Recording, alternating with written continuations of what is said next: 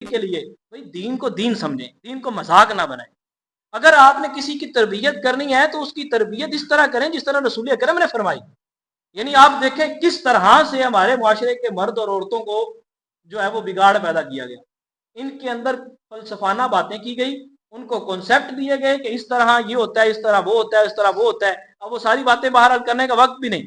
ان کو میٹھی میٹھی مکھن سی باتیں اور بڑی ملائی والی باتیں کر کے اسلام سے ورگلا کے ہٹا کے ان کو برے کاموں میں لگایا گیا۔ تو میں کہوں کہ میں سخت باتیں کر کے گالیاں دے کے برا بھلا کہہ کے ان کو اسلام کی طرف لے آؤں گا، تو بھائی نہیں ہو سکتا،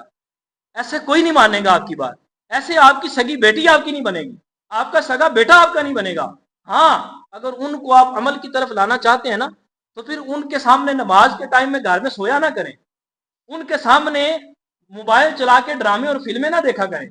ان کے سامنے ٹی وی لگا کے ان کو پاس بٹھا کے بیوی بچوں کو پاس بٹھا کے ڈرامے چلا کے فلمیں چلا کے نہ دیکھا کریں۔ اگر ان کو آپ اچھا بنانا چاہتے ہیں تو پھر وہاں پہ اگر کچھ دیکھنا چاہتے ہیں تو اسلام کی باتیں سنیں،